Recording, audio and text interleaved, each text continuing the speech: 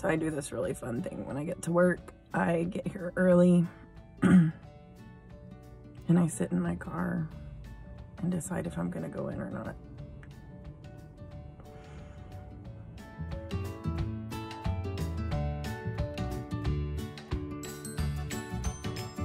The kids are home because of the holidays, which is good. It's been good because they weren't home for a little bit. And I've been sick and not been feeling well and lost my voice. So I've waited to finalize our Christmas post, I wanted to put a video up at Christmas, and then I spent the day out in the barn.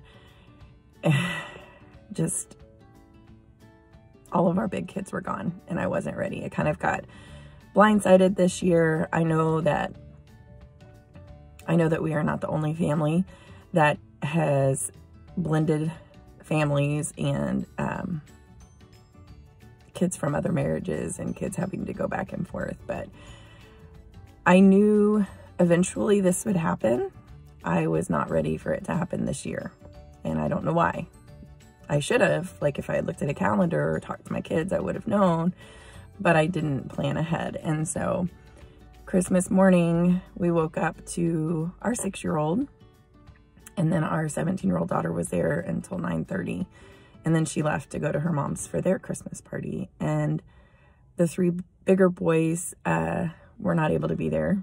And so Daryl, knowing my heart and knowing how much I struggle when the kids are gone, just looked at me and said, we're going to clean the barn today. And so I'd already been having a lot of just asthma issues and coughing and congestion from the hay and dealing with the hay the week before. And so we cleaned out the barn, and it felt good. It felt good to get outside. It felt good to do something productive. It felt good to be away from all of my thoughts and sadness and loneliness. And don't get me wrong, I love the miracle that we have in this little late in life baby that we were surprised with. It's just the part of my heart that wasn't ready for our big kids to not be here. And I know that happens. We're raising people to be grown-ups, and our kids are independent and they have lives, and they are smart and hardworking. And so I'm not disgruntled about that. It's just my mama heart was hurting. So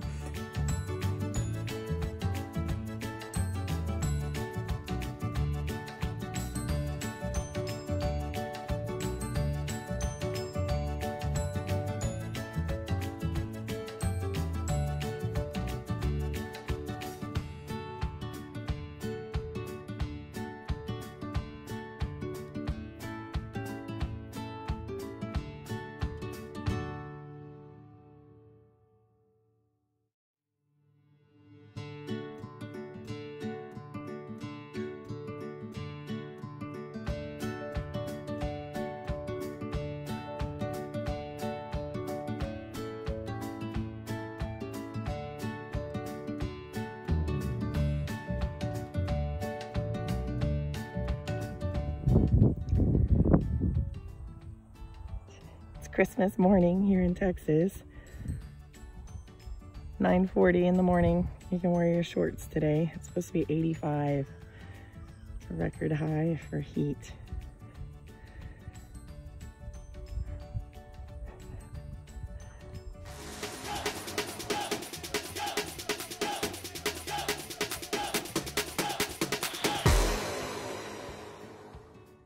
Christmas Day here just means Daryl's actually home. So he normally works a lot. So today, all our big kids are gone. They went to visit other parents, and we have our little bit here, and he's already opened presents and has plenty to do.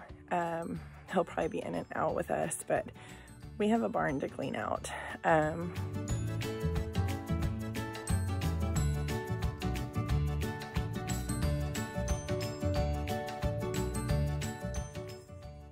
So we moved in April of 2020, and March 2020 is when the state had shut down.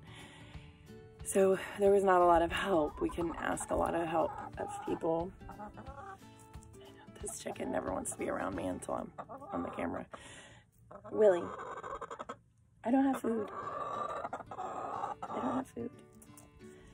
So we didn't have a lot of help to get moved in, and both of us have jobs that were not stopped. So I'm in healthcare. We still worked every day that we could. Do not drink my coffee. And he works by himself at his shop, so there was never a stop in our employment or our work. He didn't have as many people coming into the shop. My hours actually increased at work just because the need for that help and the need for people to be there went up, and more people were getting sick, and so we had to cover down even more at that time. So when we moved in, just kind of find places to put stuff, and we'll go through it later. And here we are, almost a year and a half later, and still haven't really gone through it. So our goal today, of course, is to get out here in this barn where we've been storing a lot of our stuff and to go through it. And the problem is, and we've known for a while, when we moved in, we had someone come in and bale the hay in the front field because we didn't have enough cows. We didn't have enough cows at the time to keep that hay down. And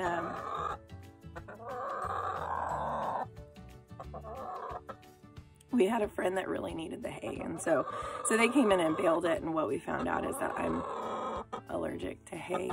Yeah. So we live on a farm, and we're trying to grow a farm, and I'm allergic to hay. And so the other day when we came out to unload a big bale of hay,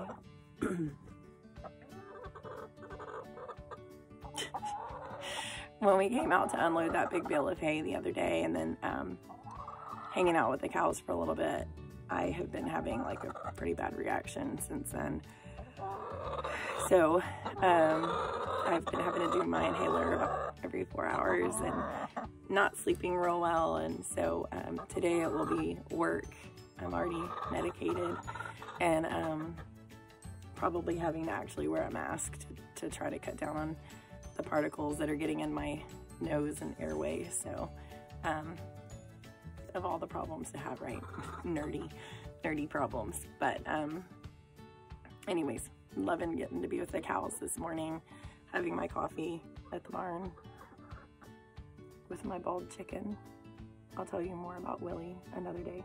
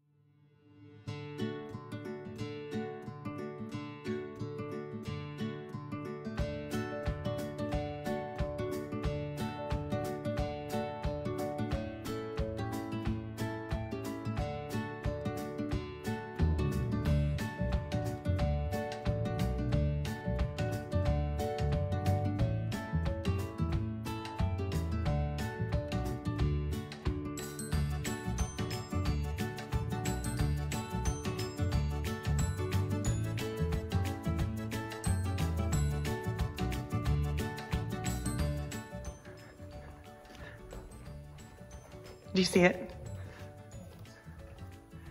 This is why we've been getting 1 to 2 eggs a day. They've been laying in here. Chickens? Yes. Those are chicken eggs. Those aren't guinea eggs.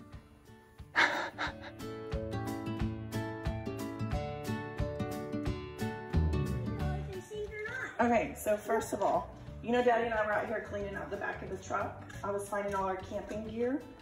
Look what's in that lawnmower bag. Eggs. How many? There's a lot. So we're gonna count them. I don't even know how to count those guys. There's so many of them. So we're gonna put them in the bucket? Yeah, do you wanna go on that side? And I'll slowly kind of push them forward. Kind of squat down right there, squat. Them. There. There we go. Oops, sorry. 1. And these don't, I thought maybe 2. these were her eggs, but they're not. They don't look at all like her eggs. 3. Do you think some of them could be Elaine's eggs? 5. Yes. Gentle. They could all be Elaine's eggs, actually. Super gentle. 6? 2. No, we have 5. No, 5, 6. 6, okay. 7. 8. 9. This has to be these. 10. Oopsie. Oh, not that one. Oops. Okay, it's okay. 11. 12. Ooh, this one has a little one. Yeah, someone cracked that one.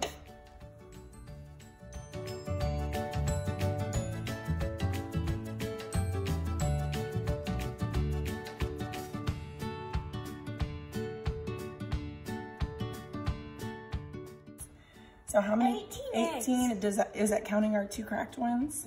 No. So 20. We have 20. 20 eggs. And we've only been getting 2 or 3 a day. It's because someone's been laying them out here. So Silly. So we're gonna go see which ones float and which ones sink. And I wonder if any of them are fertilized. Do we want to try to incubate them if they're fertilized, or do we bother? I would not like to bother them. Okay. Okay, so what are we about to do? Make sure the good eggs. Make sure the eggs are good, and make sure they're not bad. Right. So if they float, is that a good egg or a bad egg? Bad egg. And we need to get rid of them. But if they sink, They're it's good. fresh and we can keep that and cook it for lunch. Or we can do something with it. So don't throw them in there, just gently set one in there. Oh, That one sunk. yeah, That one's a good egg. okay. That one's fresh. Don't drop them. That one sinked. That one sinked. See? Is that a good egg or a bad egg? Are those two bad I don't know, I eggs? think we're gonna figure this out. That one's Try good. to lay flat. That one's a good one. It's a good one. They're good. Those two are good. Those are good. These 3 are good. Meanwhile, I think we need to get rid of them. It says, oh, that one. See how it, I'm wondering if the ones where their butts are upright, if that means it's floating. And the ones where they lay flat, if that means it's, okay. Just give me a second. I know, we'll try it again. Are those all the bad eggs? I'm gonna Google it again because I want to make sure we don't save the bad eggs. Then your dad will never eat an egg again. Because we did not make sure. Good or bad. So we're gonna take 2 because we were a little confused about what floating means. So we're gonna try again. I don't want that one. I want Hang on, let's go back to these. Everything that we've had so far. Good, okay, don't drop it, set it in there. So that one's gonna need used soon, but it's not floating. That one's a good, pretty fresh egg. I know that one has poop on it. We're gonna eat it, so it'll be fine. We actually have to eat poop. We don't ever eat poop. We always clean the eggs, goofball. Okay, both of those are fine.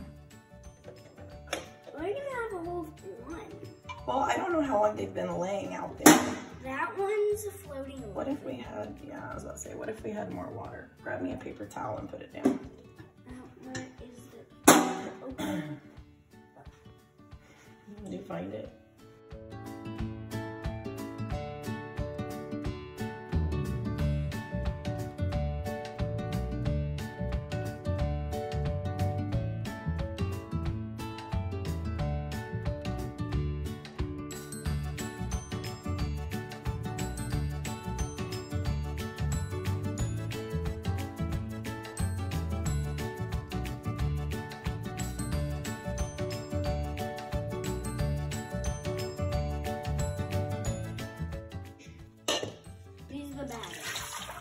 Those are the questionable eggs. How many are there?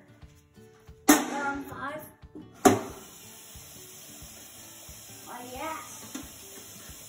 Well, because I'm wondering how long. We don't even know if that's the same chicken. They look like it might be more than one chicken laying eggs in there. It might. See, that one's floating. See how it's up? Yeah, that one's. So we're gonna call that one a bad egg. Try another one. That one was good. Yeah, it hit the bottom, so that's good. Okay. That one hit the bottom. That was good. Yeah. Not the freshest, but still okay. Don't drop it in there though. That one kind of slow. Okay. That one hit the bottom. What's this one? That one hit the bottom. So, don't. See, these ones aren't these aren't even trying to float. That one's kind of, like they're staying on the bottom. They're not like floating. So these are definitely our fresher eggs. Then this one's a bad egg. Yeah, we're gonna throw that one out for sure. Because it's too, like, it feels heavy. See, these are all staying on the bottom. So these are our This one feels freshest. heavy. Is that because it has more air? Does the air mean the more air there is in it, the more heavier it is? No idea. That's what I feel like. It feels like really heavy, and I hear like a sound. Like I feel it, and I hear it. Like you feel something in it. Yeah, there's like Okay. something in it. So I think we're okay. It looks like we just have one bad egg, but when we crack them, we definitely want to do the sniff test. Okay. What if these are all bad eggs then? Then we toss them, but at least we didn't waste them. So my 15-year-old told me that my directions with the floating was not super comprehensive. So basically, if your little egg is in the bowl of water and it floats to the top of the water like this, parallel, it's no good. Because as it's aged, there's more air in the egg, and that means it's bad. You're not gonna want that egg. Where I got confused is some of our eggs would sink and then the bottoms would come up, but they would still be on the bottom. And everything I've read says if you do that, it's not the freshest, but it's not a bad egg. And that's why we still did the sniff test. So just to clarify, a lot of them went to the bottom like this and just hung out at the bottom. That was a great egg, it's fresh. Some of them did this, but we're still stuck at the bottom. Those are not quite as fresh, but they're still good. And then some of them floated one. We had one out of all 20 eggs. One floated to the top. So that means we have one egg that we tossed. And the rest I was able to make quiche with. And they were already in water. I went on and already made quiche with them. Then I don't have to worry about them running. And that means the eggs that we've been collecting, the 1 egg a day, is now safe. And I can make those and use those for breakfast or give those to friends. But we had quiche. We had 2 delicious quiche for our Christmas dinner. We used some of our leftovers from Christmas dinner, and it was perfect. So the chickens gave us a Christmas gift that we weren't expecting. So it was a beautiful surprise. But I just wanted to clarify with you guys what it means for it to float. It actually comes to the top of the water and it looks like this. If you ever have to float your eggs to find out if they're fresh or not.